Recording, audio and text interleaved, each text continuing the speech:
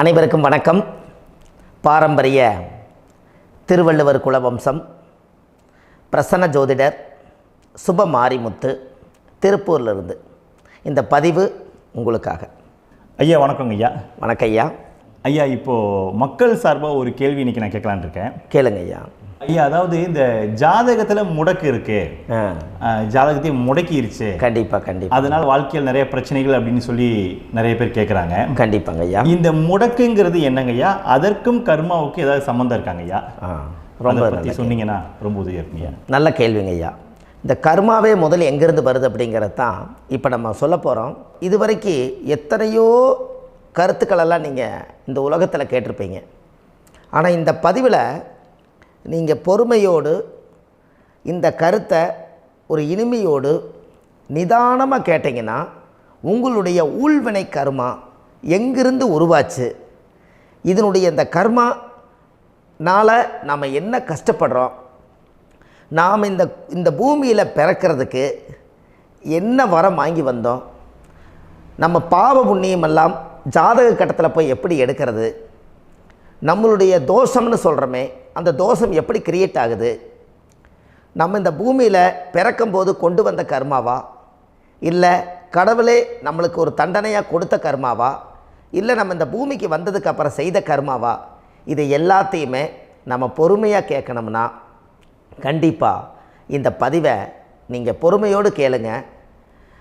உங்களுக்கு இதில் ஒரு பெரிய ஒரு ரகசியம் ஒன்று அடங்கியிருக்குது. அந்த ரகசியத்தை தான் இன்றைக்கி இந்த உலகத்துக்கு அரங்கேற்றம் பண்ணுறேன். இந்த முடக்கு நம்ம ஐயா கேட்டதில் ஒரு அற்புதமான ஒரு விஷயம் என்ன அப்படின்னு கேட்டிங்கன்னா, முடக்குங்கிறது அந்த காலத்தில் பெரிய திறமையை கட்டி போட்டு வச்சுட்டா நம்மனால் அது இயங்க முடியுமா? முடியாது இல்லைங்களா ஐயா? முடியாது. அப்போது அதே மாதிரி ஜாதக கட்டத்தில் நமக்கு வேண்டிய யோகத்தை கடவுளே நம்மளுக்கு நாம் செய்த பாவத்தினால அது முடக்கி வச்சிருச்சுன்னா அந்த பாவகத்தை அந்த ஜாதகர் அனுபவிக்க முடியுமா? அனுபவிக்க முடியாது. அப்போது அந்த அனுபவிக்க முடியாமல் வெளி உலகத்தில் போய் நம்ம தேடி போன பிறவியில் செய்த பாவத்தை இந்த பிறவியில் நீங்கள் தேடி கண்டுபிடிச்சி வாழ்க்கையில் நீங்கள் எப்போ மேலுக்கு வர்றது? அப்போது அந்த கர்மா 12 ராசி கட்டத்துக்குள்ள 27 நட்சத்திரத்தில் 9 கிரகங்களுக்குள்ள ஒரு பெரிய ஒரு ஆத்துமாத்துமான கர்மா, உங்கள் பூர்வ ஜென்ம கர்மா இதுக்குள்ளே எங்கேயோ ஒரு இடத்துல முடங்கியிருக்குது. இந்த முடக்க மட்டும் உங்கள் ஜாதகத்தில் நீங்கள் கண்டுபிடிச்சிட்டிங்கன்னா ஹைலைட்டாக வாழ்கிறதுக்கு, இந்த உலகத்தில் சுதந்திரமான வாழ்க்கை வாழ்கிறதுக்கு ஒரு மிகப்பெரிய பொக்கிஷம் உங்கள் ஜாதகத்துக்குள்ளேயே இருக்குது. அப்போது அந்த ஜாதகத்துக்குள்ளே நாம் போன பிறவியில் நம்ம கர்மா நாம் என்ன செய்திருப்போன்னு உங்களுக்குள்ளே பெரிய குழப்பம் இருக்கும். என்னங்க ஐயா, நீங்கள் என்ன கர்மா பண்ணிட்டு வந்தீங்க, நாம் போன பிறவியில் நம்ம யாரை ஒரு வதச்சோம், யாரை நம்ம மனசை புண்படுத்தினோம், நம்ம தாத்தாவுக்கு சோறு போட்டோமா, நம்ம பாட்டனுக்கு சோறு போட்டோமா, நம்ம முப்பாட்டனுக்கு சோறு போட்டோமா, நம்ம கொள்ளுப்பாட்டனுக்கு சோறு போட்டோமா, அப்போ நம்ம அப்பாவுக்கு நம்மளை பெற்றவருக்கு நம்ம சாப்பாடு கொடுத்தோமா, இவங்களுக்கெல்லாம் நம்ம சேவை பணிமடைகள் செஞ்சோமா, நம்மளுடைய உறவுகளுக்கெல்லாம் அரவணைச்சு போனோமா, நம்மளுடைய இந்த மாதிரி நாம் இரத்த சம்பந்த உறவுகளை இருந்து தான் இந்த உலகத்துக்கு நம்ம வெளியில் வந்திருப்போம். அப்போது வெளியில் நீங்கள் நிற்கிறீங்க, அப்படியே மேலே போய் பார்த்தீங்கன்னா ஒரு 7 தலைமுறையில் ஒவ்வொருத்தரும் செய்த கர்மாவெல்லாம் நம்ம பிளட்டு ரிலேட்டிவாக இப்போ நீங்கள் கரண்ட்டில் இருக்கிறவங்க கிட்ட தான் டெபாசிட் பண்ணியிருக்கோம்.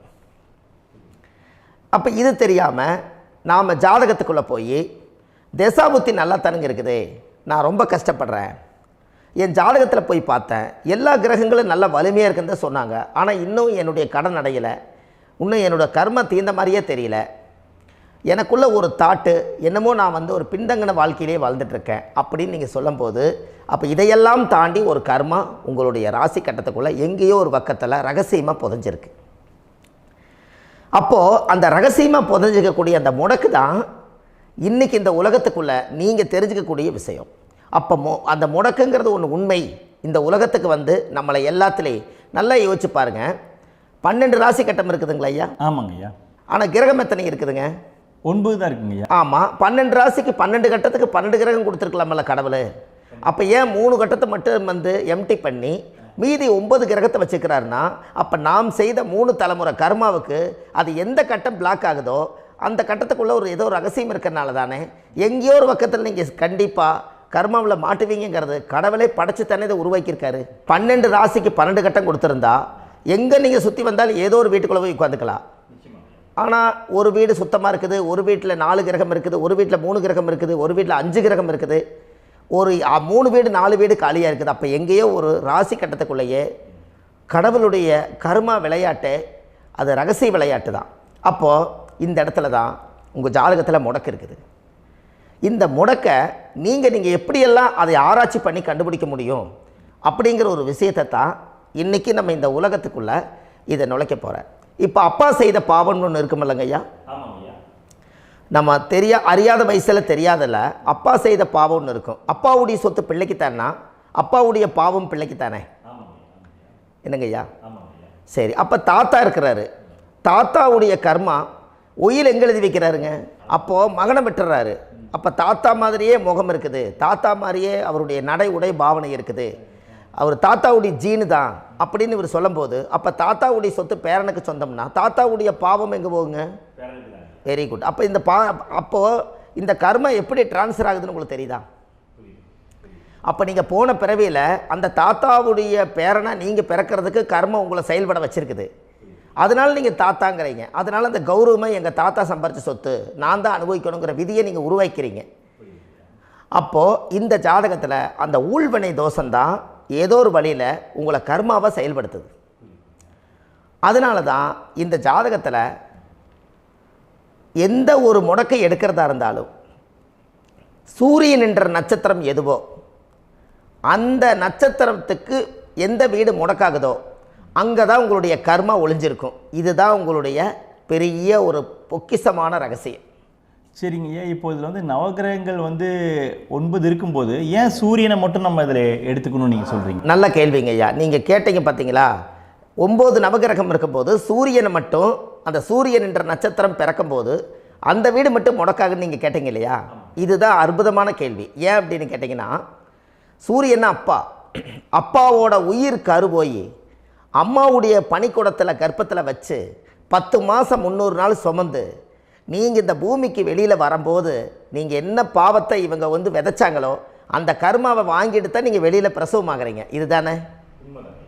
அப்போ சூரியன் என்ற நட்சத்திரம், அந்த சூரியனுங்கிறது உயிர் கருவல்லவா, அப்பாவுடைய உயிரணுக்கள் அம்மாவுடைய கருவிக்குள்ளே போய் நாம் குழந்தை வடிவத்தில் இருந்து 300 நாள் பாவ உன்னித்த பதிவில் ஏட்டு எழுதி ஒரு ஜாதகத்தை கையில் கொடுத்து பிறந்த உடனே உங்களுக்கு ஒரு ஏட்டை பெரட்டி நீ இப்படித்தான் விதி, இனிமேல் இப்படித்தான் நீ வாழணும்னு சொல்லி உங்கள் கர்மாவை நீங்கள் கர்மாவோடு தானே வெளியில் பிறக்கிறீங்க. அப்போ சூரியன் என்ற நட்சத்திரம் தானே இந்த உலகத்துக்கு ஒரு பெரிய ஒரு மகத்துவம். இப்போ பாருங்கள், விடிய வரைக்கும் நம்ம முழிச்சிட்ருக்குறோம், காலையில் சூரிய உதயமானால் அவங்கவுங்க செயல்படுறோம். மீதி எல்லா கிரகங்களுக்குமே வெளிச்சத்தை கொடுக்கக்கூடிய சக்தி சூரியனுடைய பிம்ப ஒளிக்குத்தானே உண்டு, என்னங்க ஐயா? அதனால தான் மேசத்து உச்ச வீடுன்னு சொல்லி மேசத்தை உச்சம்னு சொல்லி சூரிய உச்சத்தை அங்கே தான் வச்சாங்க. அப்போது அந்த காலச்சக்கரத்துக்கு 5ஆம் இடம் பூர்வ புண்ணியஸ்தானத்தில் போய் சிம்மத்தில் கொண்டு போய் சூரியனை ஆட்சி வீடுன்னு வச்சாங்க. அப்போது சூரியனில் இருந்து தான் அந்த மையப்புள்ளி உருவாகுது. அப்போ உங்களுடைய ஜாதகத்தில் அந்த சூரியனாகப்பட்டவர் பிறக்கும்போது நீங்கள் உங்கள் ஜாதகத்தை நீங்கள் எடுத்துக்கங்க ஐயா.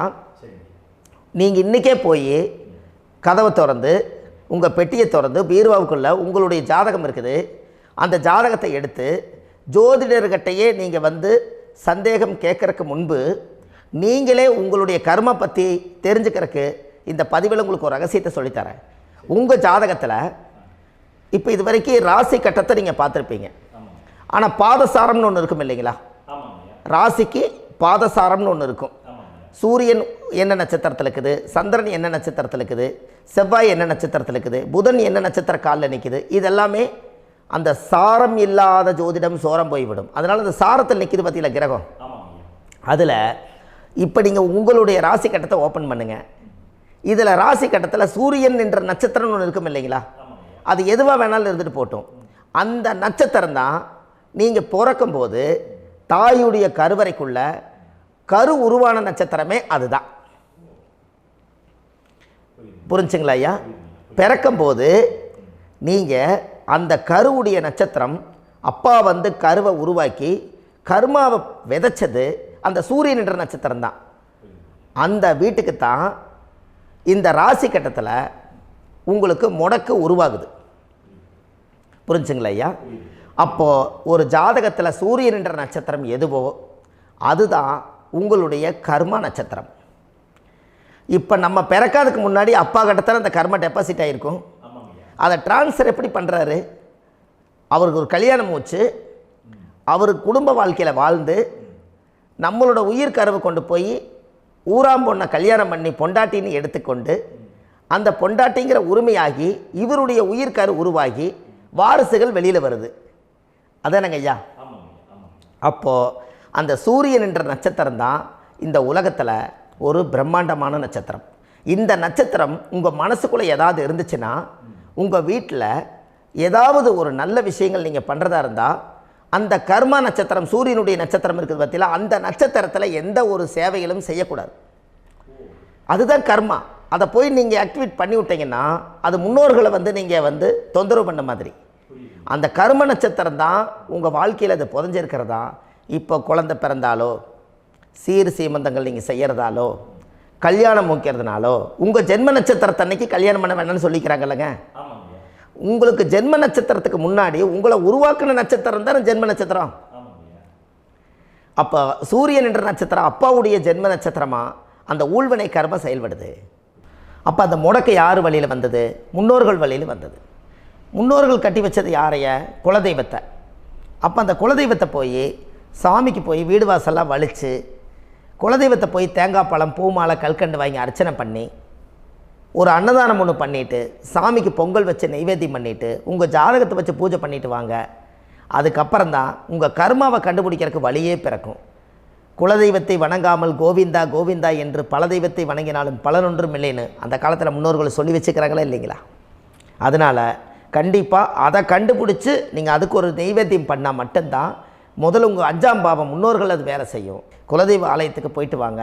போயிட்டு வந்துட்டு இந்த கர்மவினை தோஷத்தை நிவர்த்தி பண்ணுறதுக்குண்டான சரியான பரிகாரத்தை நம்ம எடுப்போம். அப்போது உண்மையாலுமே ஒரு ராசி கட்டத்துக்குள்ளே இந்த மாதிரி ஒரு அந்த கர்ம தோஷம் இருப்பதனால இந்த கர்மா தோஷத்துக்கு அந்த முடக்க தோஷங்கிறத நீங்கள் எடுத்து அதை கண்டுபிடிச்சி அந்த சூரியன் என்ற நட்சத்திரம் எந்த ராசி கட்டத்தில் போய் முடக்காயிருக்குதோ அந்த முடக்கு எந்த பாவகம் வந்து நம்மளுக்கு லாக் ஆகிருக்குதோ அந்த பாவகத்துக்கு உண்டான பரிகாரங்கள் அதுக்குரிய ஸ்தலங்கள் அந்த கோவில்களில் போய் சுவாமிக்கு தேங்காய் பழம் பூமாலை கல்கண்டு வாங்கி அர்ச்சனை பண்ணி நீங்கள் அந்த கோவிலுக்குள்ளே போய் உட்காந்து சாமி கும்பிட்டு வந்தீங்கன்னா உங்களுடைய ஜாதகத்தில் இருக்கக்கூடிய அந்த முடக்கு தோசை நீங்கி வாழ்க்கையில் நீங்கள் எதை சாதிக்க வந்தீங்களோ அந்த சாதனையை நீங்கள் சாதிச்சிட்ருப்பீங்க. புரிஞ்சுங்களா ஐயா? ஏன் அப்படின்னா அந்த முடக்கு நட்சத்திரத்துக்குள்ளே தான் ஒரு தோஷம் இருக்குது. இப்போ அந்த காலத்தில் பாருங்கள் ஐயா, முன்னோர்கள் எல்லாம் நிறைய பேர் கோவில் கட்டி வச்சுட்டு போயிருக்காங்களா இல்லைங்களா? இந்த கோவில் எதுக்காக கட்டி வச்சுக்கிறாங்கன்னா அவங்க கட்டினவங்களுக்கும் அந்த முடக்கு தோஷம் இருந்திருக்குது. ராஜாக்கள் இருந்திருக்குது, மன்னர்கள் காலத்தில் இருந்திருக்குது, ஜமீன்தார் காலத்தில் இருந்திருக்குது. இப்போ அவங்களுடைய அமைப்புகள் எல்லாமே முன்னோர்கள் என்னமோ அறியாமல் தெரியாத தன்னடக்கம் இல்லாத ஒரு கர்மாவை இவங்க செஞ்சிட்டாலும் அதுக்குரிய பரிகார ஸ்தலங்களை கொண்டு போய் அந்த காலத்திலே ஜாதகம் பார்த்து நம்ம வந்து முன்னோர்களுடைய பாவத்தை நாம் செய்த பாவத்தையும் தீர்த்துட்டு நமக்கு கீழே அடுத்த சந்ததிகள் அடுத்த தலைமுறைகள் வந்தாலும் இந்த கோவில்களுக்கு வந்து விளக்கு போட்டு சாமி கும்பிட்டு இந்த மண்ணை மிதிச்சுட்டு போனால் அன்னையோடு அந்த கர்மா தீருங்கிறது அந்த காலத்திலேயே முடக்க தோஷ பரிகாரத்தை கோவில் வழியில் அந்த காலத்தை திசை திருப்பி வச்சுருக்காங்க. அப்போ நீங்கள் கோவிலுக்கு போகாமல் கண்டிப்பாக இந்த பரிகாரத்தை நீங்கள் உடைக்க முடியாது. ஏன் உடைக்க முடியாதுன்னா இப்போ நீங்கள் எத்தனை வருஷம் வாழ்கிறீங்க ஐயா? 120 வருஷமே வச்சுக்கோங்க. சூரியன் திசை 6 வருஷம், சந்திரன் திசை 10 வருஷம், செவ்வாய் திசை 7 வருஷம், ராகு திசை 18 வருஷம், குரு திசை 16 வருஷம், சனி திசை 19 வருஷம், புதன் திசை 17 வருஷம், கேது திசை 7 வருஷம், சுக்கிரன் திசை 20 வருஷம். இப்போ நான் சொன்ன டோட்டலெல்லாம் கூட்டிங்கன்னா 120 வருஷம் வரும். இது ஒரு மனிதர் பிறந்து பூரண ஆயுளோடு வாழ்ந்தால் இந்த 120 வருஷம் வாழ்ந்தால் அவர் இந்த பூலோக பதவி விட்டு சிவலோக பதவி போயிடுவார்.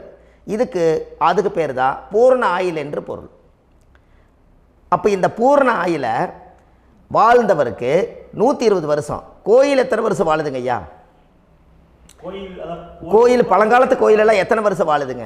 12 வருஷத்துக்கு கும்பாபிஷேகம். அது ஓகே, அது பரவாயில்ல. 12 வருஷத்துக்கு ஒருக்கா பழசை புதுப்பிச்சு கும்பாபிஷேகம் பண்ணி மறுபடியும் அதுக்கு பவர் ஊட்டி சக்தி ஊட்டி அதுக்கு உருவேற்றுறாங்க.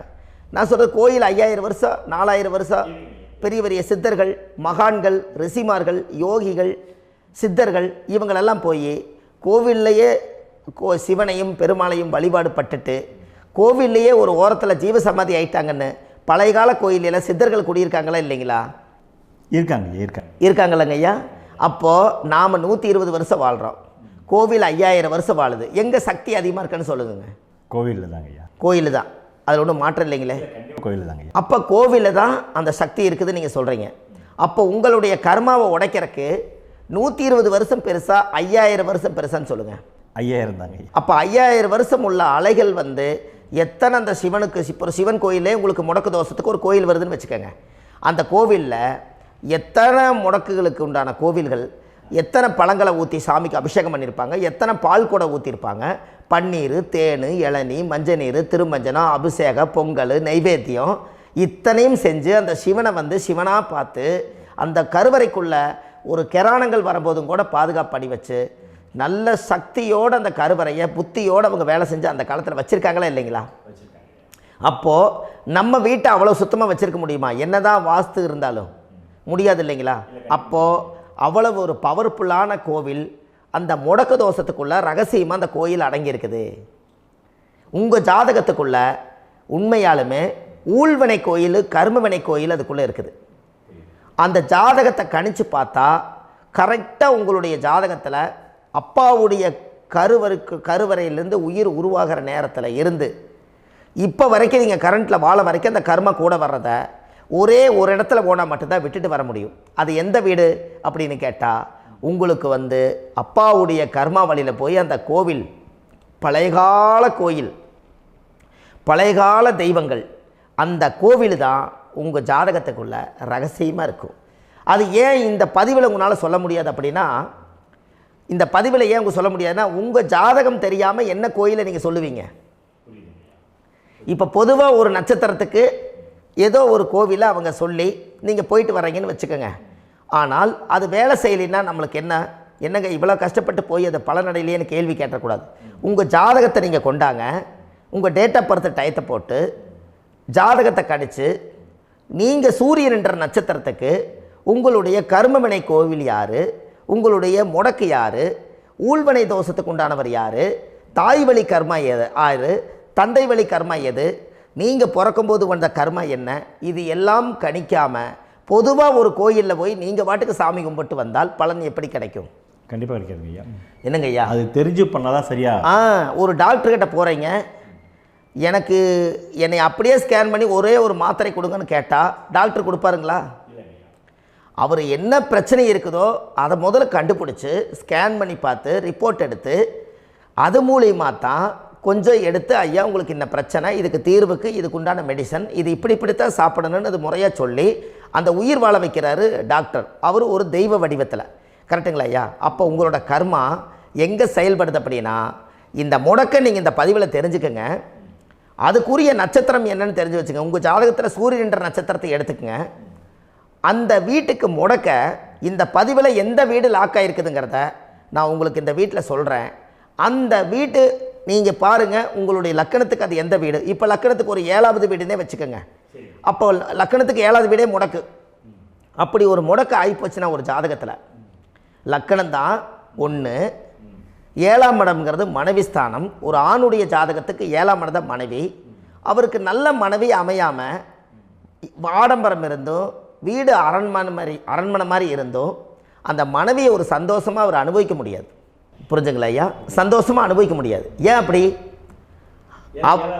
7ஆம் இடத்துல தான் அவரோட கர்மா உட்கார்ந்துருக்குது. கரெக்டாக சொன்னீங்க. 7ஆம் இடத்துல தான் அந்த கர்மா உட்கார்ந்துருக்குது. அப்போ அந்த 7ஆம் இடத்துல இருக்கக்கூடிய அந்த கர்மா போன பிறவியில் நீ மனைவிக்கு சோறு போடாமல் மனைவியை கட்டி வச்சு அடிக்கிறதும், மனைவியை துன்புறுத்துறதும், அந்த மனைவி இருக்கவே இன்னொரு வாழ்க்கைக்குள்ளே போகிறதும், இங்கே வாழ வேண்டிய தாம்பத்திய சந்தோஷத்தை கொண்டு போய் இன்னொரு இடத்துல கொடுக்கறதும், தெரிஞ்சிருந்தே நம்மளுடைய மனசுக்குள்ளே திருடுத்தனமாக வாழ்கிறதும், இது எல்லா கர்மாவும் போன பிறவியில் நாம் செய்த ஊழ்வினை கர்மா தான் உங்கள் ஜாதகத்தில் 7ஆம் இடம் முடக்கு. அப்போ அந்த 7ஆம் இடம் முடக்கா இருந்துச்சுன்னா கண்டிப்பாக உங்கள் ஜாதகத்தில் நீங்கள் என்ன அனுபவிச்சிட முடியும்? நல்ல நண்பர்கள் கிடைக்க மாட்டாங்க, நல்ல ஒரு பார்ட்னர்ஷிப் அமையாது, நல்ல ஒரு நட்பு வட்டங்களில் எதையும் அனுபவிக்க விடாது, ஒரு அங்கீகாரமான உறவுகளில் போய் நம்ம ஸ்ட்ராங்காக நிற்க முடியாது. 7ஆம் இடம் என்பது தாம்பத்திய வாழ்க்கை, பூர்த்தி இல்லாத வாழ்க்கையாக இருக்கும்.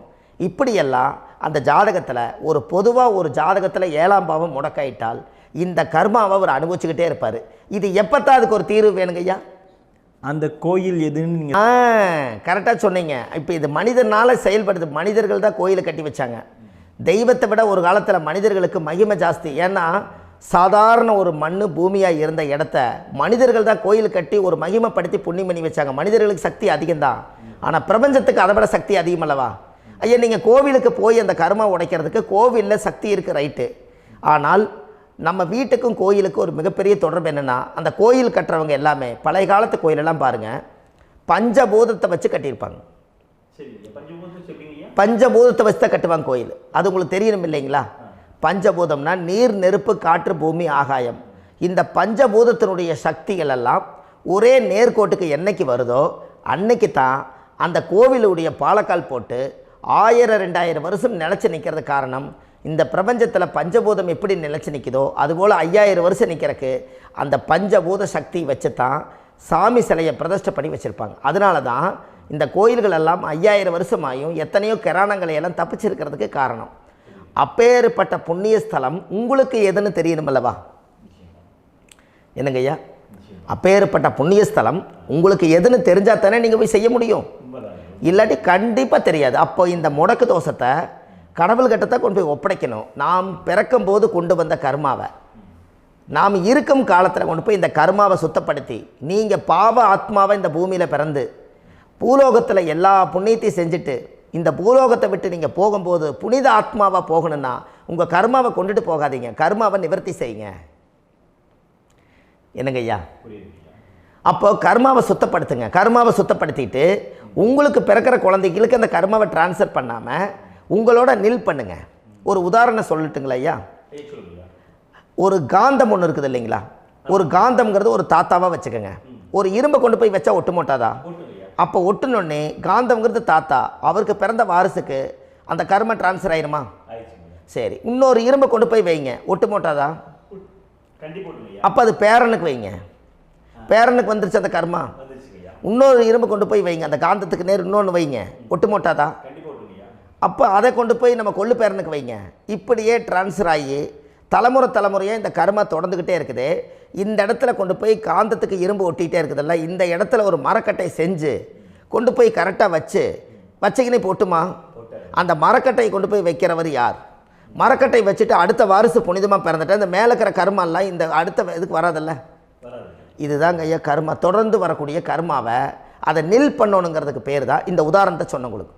அப்போ நாம் இந்த பூலோகத்தில் நம்ம ஒரு தாயுடைய கருவறையில் இருந்து தொப்புள் கொடி அறுக்கும் நேரம் நாம் என்ன கர்மாவை வாங்கி வந்திருந்தாலும் அதையெல்லாம் ஆராய்ச்சி செய்து ஜாதகத்தில் முழுமையாக கண்டுபிடிச்சி ஒரு காலம் இல்லைனாலும் ஒரு காலம் நம்ம நல்லா இருக்கிறதுக்காக, நம்ம வாரிசுகள் எல்லாம் நலமடைஞ்சு வளமடைஞ்சு வர்றதுக்காக இந்த கர்மா தோஷத்தை கரெக்டாக கண்டுபிடிச்சி சரியான கோவிலுக்கு போய் நீங்கள் கர்மாவை நிவர்த்தி பண்ணி அங்கே பூஜை புனஸ்தானங்கள், சகசரநாம பூஜைகள், ஓமங்கள், வழிபாடுகள் இதெல்லாம் நீங்கள் செஞ்சு உங்களுடைய பாவத்தை எல்லாம் கழித்து உங்கள் ஜாதகத்தவே யோகமாக மாற்ற முடியும்.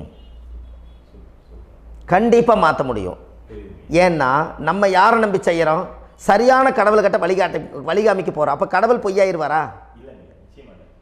ஐயா நம்ம அதாவது அந்த காலத்தை சொல்லுவாங்க, சத்தியுள்ள சாமி கும்பிட்டு புத்தி உள்ள உள்ளே பெக்கணும்னு சொன்னாங்க. 16 வதபதன்னு பெக்கலை, எல்லாம் அறிவோடு பெற்றாங்க. அதனால் எல்லாமே தாய் தந்தைகள் பேச்சை கேட்டாங்க. அன்றைக்கி எல்லாருமே தாய் தந்தைகளுக்கு தூணாக நின்னாங்க. அப்போ அந்த காலத்தில் சத்தியுள்ள சாமி கும்பிட்டு புத்தி உள்ள உள்ளே பெக்கணும்னு சொல்லி அன்றைக்கி அறிவோடு பெற்று இந்த கர்மாவை ஆளுக்கு ஒரு கர்மாவை டிரான்ஸ்ஃபரை பிரித்து எல்லாரும் சுத்தப்படுத்தினாங்க. இன்றைக்கி நம்ம ஒரு குழந்தை 2 குழந்தை பெற்று வச்சுருக்கோம். அவங்களுக்கே இவ்வளவு கர்மா வந்துருச்சுன்னா இந்த குழந்தைகளுக்கு என்னைக்கு இந்த கர்மாவை போய் கண்டுபிடிச்சி நீங்கள் எப்போ சரி பண்ணுவீங்கன்னு. அப்போ இந்த வாழ்க்கையில் ஏதோ ஒரு பிரபஞ்ச சக்தி நம்மளை அறியாமல் என்னமோ ஒரு இயக்கத்தில் கொண்டு போய் விட்டுருச்சுங்களா? அப்போ இனிமேலாவது இந்த கர்மாவில் இருந்து கண்டிப்பாக நம்ம நிவர்த்தி ஆகணும்னு சொன்னால் இந்த முடக்கு தோஷத்தை யாரெல்லாம் கண்டுபிடிச்சி இந்த ஊழ்வினை கர்மாவில் இருந்து நாம் கருவறையில் சுமக்கும் போது 10 மாதம் நீங்களாம் என்னென்ன நினச்சிருப்பீங்க? அதாவது கருவறைக்குள்ள கருப்பாக ஒரு பிண்டம் இடப்பக்கம் கிடக்கையில் இந்த பூமிக்கு வரும்போது நீங்கள் என்னென்ன நினச்சிருப்பீங்க? இந்த பிறந்ததுக்கு அப்புறம் வந்து தான் அம்மா தெரியுது, அப்பா தெரியுது, தாத்தா தெரியுது, பாட்டி தெரியுது, இந்த உலகத்தில் கண்கொள்ளாத காட்சிகள் எல்லாம் தெரியுது, எல்லாம் தெரியுது. ஆனால் 10 மாதம் உங்கள் வாழ்க்கையில் நீங்கள் இருக்கும்போது நீங்கள் என்னென்னலாம் நினச்சி இந்த பதிவில் இறைவன் கொடுத்தாரோ அதையெல்லாம் அனுபவிக்கத்தான் வந்தீங்க. அதுக்கு இடையில இருக்கிறதான கர்மா. இந்த ஒரு விஷயம் உங்களுக்கு கிடச்சிருச்சுன்னா நீங்கள் எல்லாருமே ராஜயோகமாக பிழைப்பீங்கள்ல. இதில் ஏழை பணக்கார யாரையுமே சொல்ல வரல. அவங்க பிறக்கும்போது புண்ணியத்தை பொறுத்து தான் போன ஜென்மத்தில் நம்ம என்ன புண்ணியங்கள் பண்ணி வச்சோமோ அந்த புண்ணியத்தில் இன்றைக்கி நல்லா வாழ்கிறாங்க. ஒருத்தர் கேட்டார், என் ஜாதகத்தில்ங்க எங்கூட படித்தவர் இடம் வாங்கிட்டார், வீடு வாசல் கட்டிட்டார், தொழில் பண்ணிட்டார், நல்லா இருக்கார், ஆனால் நான் இன்னும் அப்படியே தான் இருக்கிறேங்கன்னு ஒருத்தர் கேட்டார். அதுக்கு ஒரு கருத்து என்னென்னா, டேட் ஆஃப் பர்த் ஒன்று தான், டைம் ஒன்று தானே வச்சுக்கோங்க. அவங்க அப்பா செஞ்ச புண்ணியம் வேறு, நீங்கள் செஞ்ச பாவங்கள் வேறு. அவர் செஞ்ச புண்ணியத்தினால அவருக்கு எல்லாமே முன்னாடி கிடைக்கிது. நீ கர்மாவெல்லாம் கழிச்சிட்டினா பின்னாடி கிடைக்க போகுது. இதில் மற்றவங்களை பற்றி வேற்றுமையாக நினைக்கிறதுல எந்த ஒரு இதுவுமே இல்லை. அப்போ ஒருத்தர் பார்த்து ஒருத்தர் வாழ வேண்டாம். உங்களுடைய சுய அறிவை வச்சு இந்த பூலோகத்தில் இந்த பூமியில் நீங்கள் 4 தெரிஞ்சு நல்ல விதமாக கற்றுக்கிட்டு இந்த உலகத்தில் சிறப்பாக வாழ கற்றுக்குங்க. அதுக்கு அந்த ஊழ்வினை தோஷத்தை கண்டுபிடிங்க. உங்களுக்குன்னு ஒரு முடக்கு இருக்குதுங்கிறத இன்றைக்கி நீங்கள் எழுதி வைங்க. அதை எப்படியாவது கண்டுபிடிங்க, அதை தேடுங்க. ஒரு முறை நீங்கள் ஜாதகத்தை கொண்டு வாங்க. அந்த ஜாதகத்தை கொண்டு வந்து உங்கள் பாவகத்தில் எத்தனாம் பாவம் முடக்காயிருக்குதுன்னு பாருங்கள். அந்த பாவகம் முடக்காயிருச்சுன்னா உங்கள் வாழ்க்கையில் அதிலிருந்து உங்களால் வெளியில் வரவே முடியாது, கண்டிப்பாக வர முடியாது. அதை நீங்கள் கண்டுபிடிச்சா மட்டும்தான் நீங்கள் மேலே வர முடியும். ஏன்னா நிறைய பரிகாரங்கள், பூஜைகள், யாகங்கள், ஓமங்கள் எல்லாம் செய்து வச்சும் கூட அந்த கர்மவினைக்கு உண்டான கோவிலுக்கு போய் அந்த 5000 வருஷ பழமை வாய்ந்த தெய்வத்துக்கிட்ட போய் நீங்கள் முறையிட்டு விளக்கு போட்டு உங்கள் கர்மத்தை எல்லாம் நான் நீ தான் தீர்த்து கொடுக்கணும்னு சொல்லி நம்பிக்கையோடு நீங்கள் போய் அந்த சரணாகதி அடையிறீங்க பாருங்கள், அங்கே தான் உங்கள் கர்மாவை எடுத்து விடுறாரு. அப்போ இந்த ரகசியம் உங்களுக்கு வேணுமல்லவா? அப்போ உங்கள் ஜாதகத்தில் எங்கே முடங்கி அதுக்குரிய கோவில்கள் எல்லாம் என்ன, அதுக்கு தான பரிகாரம் என்ன, அதுக்கு நீர் பரிகாரம் என்ன, யாத்திரை பரிகாரங்கள் என்ன, நீங்கள் வீட்டில் இருந்தே செயல்படுத்தக்கூடிய பரிகாரங்கள் என்ன, பரிகாரம் கோவிலுக்கு போய்த்தான் நடக்குமா, இல்லை நாம் வீட்டில் வச்சு வணங்குறதுனால நடக்குமா, நாம் செய்யக்கூடிய தர்ம பரிகாரங்கள் என்ன, தான பரிகாரங்கள் என்ன, இப்படி பல விதமாக இருக்கிறனால உங்கள் ஜாதகத்துக்கு எந்த மாதிரி பரிகாரம் கனெக்ட் ஆகுதுங்கிறது தெரியணும். இது தெரியாமல் கண்டிப்பாக உங்களால் செயல்படுத்துறது ரொம்ப கஷ்டம். இதனால் இதை நீங்கள் தெரிஞ்சுக்கணும்னா இப்போ நம்ம பாருங்கள், நீங்கள் அந்த தெரிஞ்சுக்கிட்டாலே உங்கள் வாழ்க்கையில் ஒரு டைம் தான் நீங்கள் தெரிஞ்சுக்க போகிறீங்க. உங்களுடைய கர்மா என்ன, நீங்கள் எங்கே செயல்பட்டு போயிட்டுருக்கிறீங்க, உங்கள் போகிற பாதை சரியா இல்லை அந்த பாதையில் முள்ளு கல் இருக்குதா, இது எல்லாம் உங்களுக்கு தெரியலனா இந்த முடக்கை கண்டுபிடிக்கக்கூடிய சக்தி வாய்ந்த இந்த கர்மாவை நிவர்த்தி பண்ணுறதுக்கு வழிகள் இருக்குது. அதனால் நீங்கள் கண்டிப்பாக இந்த முடக்கை தெரிஞ்சுக்கணும். இந்த முடக்கு ராசினா என்ன உண்மையாலுமே உங்கள் வாழ்க்கையில் நீங்கள் தெரிஞ்சு இனிமேல் உங்கள் வாழ்க்கையில் இதுவரையிலும் கர்மாவுக்குள்ளேயே கஷ்டப்பட்டீங்க, வழி தெரியாமல் கண்ணை கட்டி காட்டில் விட்ட மாதிரி இருந்தீங்க. இனி அப்படி இருக்க வேண்டாம். உங்கள் ஜாதகத்தில் 12 ராசி கட்டத்தில் 9 கிரகம் போகும், மீனி 3 கிரகம், 3 கட்டம் உங்களுக்கு எங்கேயோ ஒரு பக்கத்தில் 3 கட்டம் எம்டியாக தான் இருக்கும். கரெக்டுங்களா? அது இல்லாமல் ஒரு ஜாதகம் பிறக்காது. ஏன்னா 9 கிரகத்துக்கு 9 கணக்கு போட்டால் 3 கட்டம் எம்டியாக தான் நிற்குது. அந்த கட்டத்துக்குள்ளே எந்த நட்சத்திரத்தில், எந்த சாரத்தில், எத்தனாவது டிகிரியில், எத்தனாவது பாதசாரத்தில், எத்தனை வெகுளையில், எத்தனை செகண்டுக்குள்ளே இந்த கர்மா உள்ளே புகுந்து உங்களை செயல்படுத்துதுங்கிறத கண்டிப்பாக உங்கள் ஜாதகத்தை கொடுங்க. பார்த்து இந்த விஷயத்தை சொல்கிறேன், நீங்கள் அந்த இடத்துக்கு போய் நிவர்த்தி பண்ணிவிட்டு உங்கள் வாழ்க்கையில் கொஞ்சம் காலம் வாழ போகிறீங்க. பாருங்கள், பிறந்ததுலேருந்து 20 வருஷத்துக்குள்ளே இளமையாக வாழ்கிறீங்க, குழந்தையாக வாழ்கிறீங்க. 20லேருந்து 40 வயசுக்குள்ளே தான் உங்களுக்கு ஒரு பொண்ணை பார்த்து கல்யாணம் பண்ணி ஒரு கரு உருவாக்குறீங்க. அதுக்கப்புறம் 40லேருந்து 60க்குள்ளே குழந்தை பெற்று கடமை முடிச்சிடுறீங்க. 60 வயசுக்கு மேலே ரிட்டையர்ட் ஆகிடுறீங்க. இந்த 20க்கும் 60க்கும் இல்லாத 20லேருந்து இந்த 40 வயசுக்குள்ளே உங்களோட தேடல் என்னவோ அது வாழ வேண்டிய சுகபோகமான வாழ்க்கை எல்லாமே அந்த 40க்குள்ளே தான் இருக்குது. இந்த 40க்குள்ளே இருக்கக்கூடிய வாழ்க்கையை இந்த கர்மா தெரியாமல் காலத்தை வீணாக்க வேண்டாம். வாழ வேண்டிய வயசில் நீங்கள் வாழணும். அதுக்குரிய கர்மாவை நீங்கள் சுத்தப்படுத்துங்க. எப்படியெல்லாம் நீங்கள் சந்தோஷமாக வாழ்கிறீங்கன்னு எனக்கு ஒரு தகவல் கொடுங்க. வேறு லெவலில் நீங்கள் இருப்பீங்க. கண்டிப்பாக இந்த பதிவில் உங்களுக்கு நான் இந்த விஷயத்தை கொடுக்க போகிறேன். இந்த முடக்கு நட்சத்திரங்கள் என்ன அப்படிங்கிறத இந்த பதிவில் நீங்கள் ஒரு நோட் ஒன்று எடுத்துக்கோங்க, குறித்து வச்சுக்கோங்க. இதில் இருந்து அவங்கவுங்களுக்கு முடக்கு நட்சத்திரம் என்னங்கிறத இந்த பதிவில் நான் உங்களுக்கு கொடுக்குறேன். இந்த வீடு தான் அது முடக்குங்கிறத சொல்கிறேன். இதையெல்லாம் நீங்கள் தெரிஞ்சு உங்கள் ஜாதகத்தவே நீங்கள் முடக்கு எடுத்து கண்டிப்பாக உங்கள் வாழ்க்கையில் நீங்கள் நல்லா இருப்பீங்க. அதுக்கு ஒரு நோட் எடுத்து வச்சுக்கோங்க. இது வரைக்கும் கர்மாவை பற்றி நம்ம பேசினோம். உங்கள் ஜாதகத்தில் சூரியன் என்ற நட்சத்திரத்துக்கு தான் முடக்குன்னு சொன்னீங்களே, எந்த வீடுங்கிற ரகசியத்தை இன்றைக்கி நம்ம எல்லோரும் தெரிஞ்சுக்கலாமா? இத்தனை காலமாக நீங்கள் தெரிஞ்சுக்காத ஒரு ரகசியத்தை இன்றைக்கி உங்கள் ஜாதக கட்டத்தில் நீங்களே முடக்க கண்டுபிடிச்சி அதுக்குண்டான பலனை தேட போகிறீங்க. அந்த தேடல் தான் உங்களை கொண்டு போய் உட்கார வைக்க போகுது. ஒரு உதாரணம், உங்கள் ஜாதகத்தில் பாதசாரம் இருக்குது அல்லவா? அந்த பாதசாரத்தில் சூரியன் என்ற நட்சத்திரம், சூரியன் நின்ற நட்சத்திரம் பாதசாரத்தில் கரெக்டாக எடுங்க. சூரியன் என்ற நட்சத்திரம் திருவோண நட்சத்திரமாக இருந்தால் இந்த திருவோண நட்சத்திரம் விருச்சிக ராசி வீடு தான் முடக்கு ராசி வரும். இந்த முடக்கு ராசினால் உங்கள் வாழ்க்கையில் நிறைய குழப்பங்கள் ஏற்படும். மனசு ஒரு நிலையில் நிற்காது. அதே போல் குடும்பத்துக்குள்ளே என்ன பண்ணுறதுனே தெரியாது. நம்ம எந்த பாதையில் போயிட்டு இருக்கிறன்னு நம்மளுக்கு தெரியாது. அண்ணன் தம்பி உறவுகள் எல்லாம் நிலைக்குமா நிலைக்காதா? அக்கா தங்கச்சிகள்லாம் நம்மளுக்கு நிலைப்பாங்களா நிலைக்க மாட்டாங்களா? நம்மளுடைய அத்தை வர்க்கங்கள் மாமா வர்க்கமெல்லாம் ஒரு காலத்தில் நிறைய ஒன்று சேர்ந்து பாண்டவர் பூமி மாதிரி வாழ்ந்த வாழ்க்கை இன்றைக்கி எல்லாமே பட்டு போச்சேன்னு நினச்சி கவலையில் இருப்பீங்க. அப்போ இதுக்கு எல்லாமே காசு வந்த வேலையிலே பாசம் வந்து கூடலையே, பாசம் வந்த வேலையிலே காசு வந்து சேரலையேங்கிற மாதிரி ஒரு காலத்தில் காசு இல்லாத காலத்தில் பாசம் இருந்தது. இன்றைக்கி அது எங்கே போச்சுன்னே தெரியாமல் நீங்கள் ஏங்கிட்டு இருப்பீங்க. கண்டிப்பாக இதுக்கெல்லாம் ஒரு முடிவு கிடைக்கிறதுக்கு தான் உங்களுக்கு முடக்கு ராசி உங்களோட கர்மா தோஷத்தை கண்டிப்பாக நிவர்த்தி பண்ணி கொடுக்கும். கண்டிப்பாக ஜாதகத்தை கொடுங்க, பார்த்து சொல்கிறேன். திருவோண நட்சத்திரத்தை பற்றி இது வரைக்கும் நீங்கள் பார்த்துட்டு இருந்தீங்க. திருவோண நட்சத்திரத்துக்கு அடுத்தது அவிட்ட நட்சத்திரத்தை பற்றி அடுத்த பதிவில் நம்ம பார்க்க போகிறோம். நம்ம ஆன்லைன்லேயே ஜாதகம் பார்க்குறோம். உங்கள் date of birth time place கொடுத்தீங்கன்னா போதும், உங்களுக்கு ஜாதகத்தை கணிச்சு ஃபோன்லேயே உங்களுக்கு கர்ம ராசி கண்டுபிடிச்சி உங்களுக்கு உண்டான கர்ம பரிகாரத்தை சொல்லி உங்கள் வாழ்க்கையில் ஒரு வெளிச்சத்துக்கு கொண்டு வர்றதுக்கு என்றைக்கும் உங்களுக்கு உறுதுணையாக இருப்பேன். நீங்கள் கண்டிப்பாக இந்த பதிவுகள் எல்லாம் இது உங்களுக்காகத்தான். இது அதிகாலை நேரத்தில் பிரம்ம முகூர்த்தத்தில் இந்த பதிவை உங்களுக்கு முழுமையாக சமர்ப்பணம் பண்ணுறேன். இதை கற்று இதை வழி நடத்தி இதைய எப்படியெல்லாம் இந்த முடக்கை கண்டுபிடிச்சி இப்படியெல்லாம் பேச வச்சு அழகு பார்க்க நம்ம முன்னோர்களுடைய ஆசீர்வாதமும் இந்த முடக்கை கண்டுபிடிச்ச குருமார்களும் அவங்களுடைய குடும்ப பாரம்பரிய வம்சாவளிகளும் எல்லாருமே நல்லா இருக்கணும். அதுக்காக இந்த நேரத்தில் நான் வந்து அடியேன் சுப மாரிமுத்தாக இருந்து திருப்பூர்லேருந்து இந்த பதிவை உங்களுக்கு நான் கொடுக்குறேன். கண்டிப்பாக இந்த முடக்கு கோயிலுக்கு இந்த முடக்கு தோஷத்துக்கு உண்மையான பரிகாரங்கள், எளிமையான பரிகாரங்கள் நீங்களே வாழ்க்கையில் செஞ்சு ஆதிகால பரிகாரங்கள் உங்கள் மனசுக்குள்ளே இருக்குது.